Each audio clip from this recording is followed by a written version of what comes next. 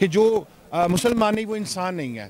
اب ہم یہاں پہ کرسچن ہوتے ہوئے یہ سمجھتے ہیں کہ state is totally fail to provide justice, state is totally provide protection to the minorities of this Pakistan.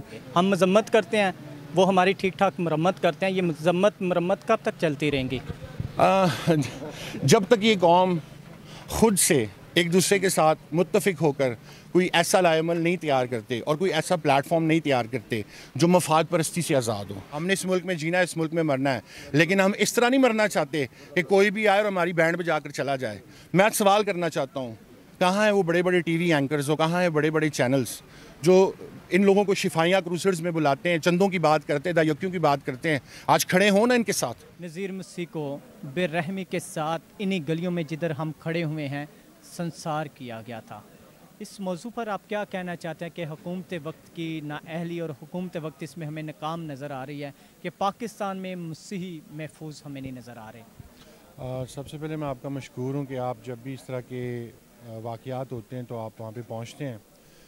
میں ایک چرچ لیڈر ہوتے ہوئے اور ایک پاکستان کا مہذب شہری ہوتے ہوئے میں یہ رائٹ رکھتا ہوں کہ جب مجھے مارجنلائز کیا جا رہا ہے, جب مجھے ڈسکریمنیٹ کیا جا رہا ہے, اور جب میرے بزرگوں کو, میری قوم کی بہنوں بیٹیوں کو اس طرح کے تشدد سے گزارا جاتا ہے, تو میرا یہ فرض بنتا ہے کہ میں اس ادارے اور اس ملک کے اداروں سے, اس ملک کی حکومت سے سوال کروں کہ میرا آخری قصور کیا ہے. کیا یہ قصور ہے کہ ہمارے بزرگوں نے اس ملک کے لیے خون بہایا؟ کیا ہمارا یہ قصور ہے کہ ہمارے بزرگوں نے کہا تھا جو سینے پہ گولی کھائیں گے پاکستان بنائیں گے؟ آج اس ملک کے نوجوان اور اس ملک میں رہنے والا ہر ایک مسیحی یہ ذہن میں سوال رکھتا ہے کہ دیوان بہادر ایس پی سنگھا کو کیا پڑی تھی اور ان 3 کرسچنس کو ایسی کیا سوچ تھی کہ جنہوں نے اس ملک میں ہمیں آ کر آباد کرنے کا سوچا.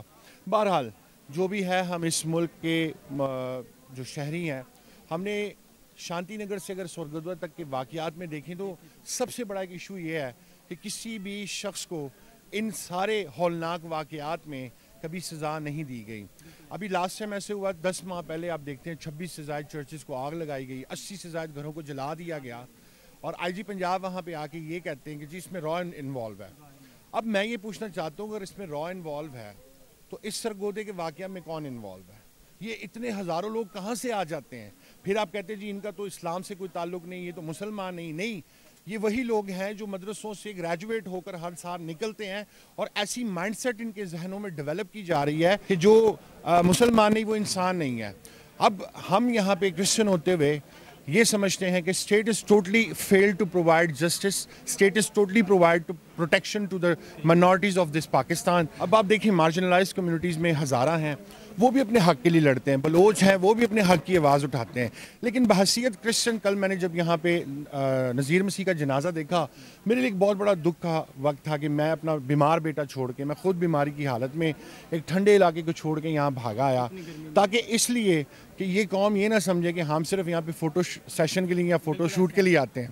میں سرگودا کے لوگوں کے لیے بہت شکر گزار ہوں جو پھر بھی اس واقعے کے بعد بھی نذیر مسیح کے ساتھ کھڑے ہوئے, لیکن آپ کے کوئی سینئر پاسٹر, ریورنڈ ڈاکٹر کوئی آپ کے ساتھ کھڑا نہیں ہے. لوگوں نے یہ تعزیتی بیان اور مذمتیں کی ہیں, لیکن آج تک ان مذمتوں سے ہمیں کیا حاصل ہوا ہے؟ کبھی جناوالا, کبھی سرگودا, کبھی شانتی نگر, کبھی جوزف کالونی. مسئلہ پرابلم یہ ہے, اب اس ملک میں ہمارے لوگ جو بزنس کرنا چاہتے ہیں ان کا کیا مستقبل ہوگا؟ نذیر مسیح کا قصور کیا تھا؟ پہلا قصور وہ کرسچن ہے, دوسرا قصور وہ فائنینشلی ویل آف ہے. تو اگر آپ ہمیں جاب نہیں کرنے دیتے, آپ کو یہ پرابلم ہے کہ جو کرسچنز ہیں وہ ڈسکریمنیٹ ہوں, وہ صرف جھاڑو لگائیں, نالیاں صاف کریں, کیا ہمارا یہ مستقبل ہے؟ ہم وہ لوگ ہیں جنہوں نے اس ملک کو بنانے کے لیے مشنری ادارے دیے, اسکول دیے, کالجز دیے, اس ملک میں ہم نے ہسپتال بنائے. ہم مہاجر نہیں ہیں, میرا باپ کوئی مہاجر بن کے اس ملک میں نہیں آیا, ہم اس ملک کو بنانے والے ہیں. بلکہ جب یہ مہاجر بن کے انڈیا سے یہاں ہجرت کر کے ٹرینوں میں زخمی حالت میں آئے, میری قوم کی بہنوں بیٹیوں نے, جن کو آج یہ جبری ان کا مذہب تبدیل کرتے ہیں, انہوں نے ان کی تیمارداری کی, ہم لوگوں نے ان کو اپنے گھروں میں بٹھایا, اور آج ہمیں یہ اقلیت کہتے ہیں. میں اقلیت نہیں ہوں, ہاں تعداد میں میں ضرور کم ہوں, لیکن میں اس ملک کا برابر کا شہری ہوں. اب ہم جب کانسٹیٹیوشن کی بات کرتے ہیں, ایک طرف کانسٹیٹیوشن یہ کہتا ہے کہ بھئی every citizen is equal citizen of this state. اب مجھے یہ بتائیں, ایک طرف تو آپ کہتے ہیں کہ ہم ایکول سٹیزن ہیں, لیکن دوسری طرف یہ بتائیں کہ ایک آپ کو وہی قانون, وہی آئین یہ کہتا ہے کہ آپ اس ملک کے اعلیٰ عہدوں پہ فائز نہیں ہو سکتے. پھر میں کیسے اس ملک کا برابر کا شہری ہوں؟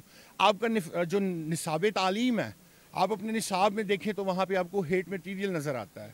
آپ کو جو مائنورٹیز ہیں ان کی طرف جو ہے وہ ہیٹ میٹیریل ہے. تو ان چیزوں کو جب آپ ایک مائنڈ سیٹ تیار کر رہے ہیں. اور تیسری چیز یہ ہے، میں یہاں پہ آپ کی توسط سے کہنا چاہتا ہوں، ایسی آرگنائزیشنز کو یہ بین کیوں نہیں کرتے جو اس طرح کے لوگوں کو سپورٹ کرتی ہیں، جو اس طرح کی مائنڈ کو انکریج کرتی ہیں. ہم ذاتی طور پر یہاں پہ اس لیے یہ باتیں نہیں کر رہے کہ ہم کسی ادارے کے خلاف ہیں یا اس ملک کو ڈیفیم کرنا چاہتے ہیں. ہم ہر اس سوچ کے خلاف ہیں. اب مسئلہ یہ ہے کہ جب آپ رائٹ کی بات کرتے ہیں تب بھی لوگوں کو پسند نہیں آتا. اب ایک اور چیز ہے، ہم یہاں پہ لوگ آئے، مذمت کی، روئے اور بہت سارا چیزیں سنا کے چلے گئے. مجھے یہ بتائیں اب ان کا مستقبل کیا ہے یہاں پہ؟ کل کو یہ یہاں پہ سیکیور ہیں مینٹلی طور پر؟ یہاں پہ رہنے والا ہر مسیحی کیا اس زد و کوب میں نہیں رہے گا کہ دوبارہ بھی میرے ساتھ یہ ہو سکتا ہے؟ تو آپ یہاں پہ یہ قانون ہمارے لوگوں کے استحصال اور قتل و غارت اور جینوسائیڈ کے لیے استعمال کر رہے ہیں. وہاں پہ آپ پہ یہ فرض بنتا ہے کہ آپ ایسے قانون لیجسلیشن کروائیں اس میں جہاں پر اس کو مس یوز کرنے والوں کو سزا دی جائے. خالد جدعون جو تھا رمشا مسیح کے کیس میں، وہ ثابت ہو گیا کہ یہ کام اسی نے کیا ہے. اسے کیا سزا دی گئی؟ کیا اس کے خلاف کسی نے کہا کہ اس کا سر تن سے جدا کیا جائے؟ آخر ہمارے اوپر یہ حربے کیوں استعمال ہوتے ہیں؟ مسئلہ یہ ہے کہ ہم خود بٹے ہوئے لوگ ہیں. ہم انٹرفیت کے چورن لے کے آ جاتے ہیں.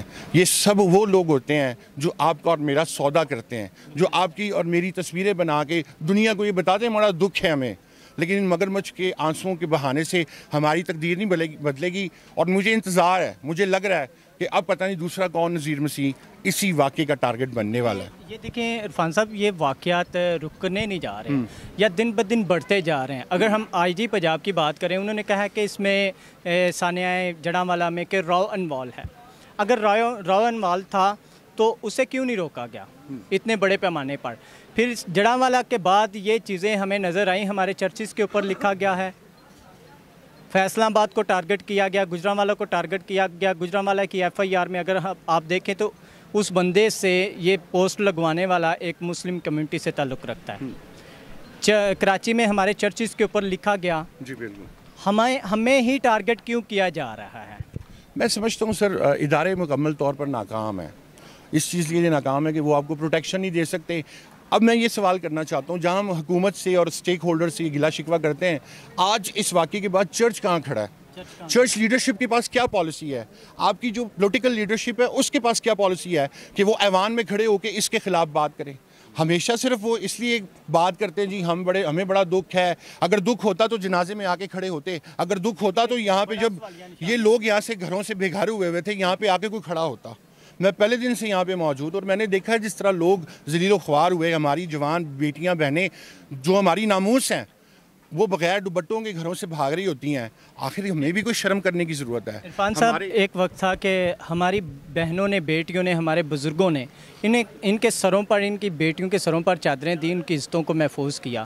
لیکن آج پاکستان بھر میں ہماری مسیحی بیٹیاں اپنے سروں سے دوپٹے چادریں اتار کر جلا رہی ہیں. اس پر کیا کہنا چاہتے ہیں آپ؟ سر میں سمجھتا ہوں کہ یہ ہمارے لیے، آپ پنجاب سے، میں تو خیر کے پی کے کا ہوں، ہمارے وہاں پہ پگڑی پہنی جاتی ہے. یہاں پہ بھی کوئی پہلے ہمارے وہاں پہ بزرگ یہ کہتے تھے کہ ننگے سر بزرگ باہر نہیں نکلتے تھے.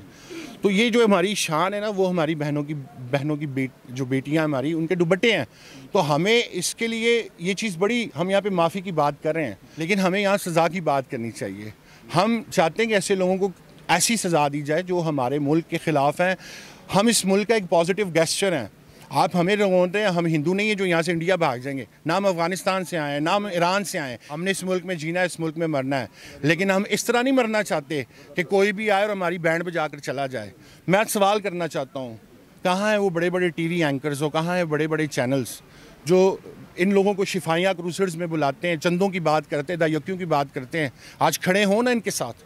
ایک چرواہا وہ ہوتا ہے جو بزرگ موسیٰ کی طرح کھڑا ہوتا ہے اپنی قوم کے ساتھ. تو اگر اب آپ بڑے لوگوں کو کلام سناتے ہیں کہ خدا غریب کے ساتھ کھڑا ہے، خدا اسٹیفنس کی طرح آپ کو قبول کرنا چاہتا ہے، لیکن کیا آپ اسٹیفنس کی طرح یہاں پہ ان کے ساتھ کھڑا ہونا چاہتے ہیں؟ آپ میں سے کوئی بزرگ ایلیا، بزرگ علیشا یا بزرگ موسیٰ کا کردار ادا کرنا چاہتا ہے؟ اس قوم کو صرف اور صرف لوٹا گیا ہے ہر لحاظ سے، چاہے وہ مذہبی لیڈر ہے، چاہے وہ سیاسی لیڈر ہے. بہت کم لوگ ہیں جو کھڑے ہوتے ہیں اور وہ دعویٰ کرتے ہیں. مذمت کی بات ہے تو سارے مذمت کر کے چلے جاتے ہیں. یہ ہمارے جتنے بزرگ کھڑے ہوئے ہیں، بھائی کھڑے ہوئے ہیں، पाकिस्तान में कब तक आकर मजम्मत करते रहे? हम मजम्मत करते हैं, वो हमारी ठीक ठाक मरम्मत करते हैं, ये मरम्मत कब तक चलती रहेंगी? जब तक ये कौम खुद से एक दूसरे के साथ मुत्तफिक होकर कोई ऐसा लाएमल नहीं तैयार करते और कोई ऐसा प्लेटफॉर्म नहीं तैयार करते जो मफाद परस्ती से आज़ाद हो। यहाँ पे हर बंदे के इंडिविजुअल इंटरेस्ट है। अगर आप किसी मिनिस्ट्री से आए तो आप अपनी मिनिस्ट्री को प्रमोट कर रहे होते हैं, आप किसी चैनल से आए तो आप अपने चैनल को प्रमोट करते हैं, मुझे फ़लाँ सीनियर पास्टर ने भेजा है। भाई इनका मसला ये नहीं है, इनका मसला ये कि इनको जो इस कानून को मिसयूज़ कर रहे हैं उनके ख़िलाफ़ आपके पास क्या लेजिस्लेशंस हैं। तो मैं ज़ाती तौर पर आपकी तवज्जुह से ना सिर्फ पाकिस्तानी मीडिया को देखें, इनमें भी मुनाफिकत पाई जाती है। उस दिन प्रेस क्लब इस्लामाबाद में लोगों ने एहतजाज किया, किसी ने भी वहाँ पे जाके कवरेज नहीं दी।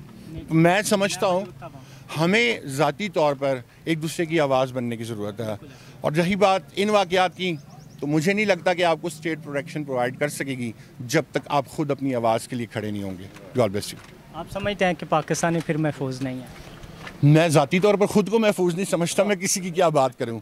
अब मैं यहाँ पे बात कर रहा हूँ, मुझे कई लोगों ने, जब मैं वाक़या सरगोदा के ऊपर बात कर रहा था, मुझे इनबॉक्स में ऐसे मैसेज आए, आप काफिर हैं। मैंने कहा जी मैं काफिर हूँ, अगर अपनी कौम के लिए मुझे मरना पड़ा मैं मरूंगा, लेकिन खून उंगली कटाकर शहीदों में नाम नहीं लिखवाना। यहाँ पे लोग उंगली कटवा कर शहीदों में नाम लिखवाते हैं। आज नज़ीर मसीह, कल को मेरा बाप, कल को मेरी बहन, कल को मेरी बेटी, उसे भी इस तरह गलियों में रंगोंदा जाएगा। Who will be responsible? बोलता वही है जिसके साथ होता है, दुख उसी को होता है जिस पे से गुजर रही होती है। बाकी हम सब तमाशाई बन के एक दूसरे को देख रहे हैं, वो जो भी हैं। आप खुश हैं घरों को बुला के, इनको शिफाइया बातों की ज़रूरत नहीं है, इनको जिस्मानी तौर पर एजुकेट करने की ज़रूरत है। इन लोगों को ज़ाती तौर पर वेल डेवलप करने की ज़रूरत है कि मसीह आपसे प्यार तो करता है, लेकिन खुदा का पाक रूह जब आपकी ज़िंदगी में आता है आपको हिकमत, अक्ल और मार्फत भी बख्शता है।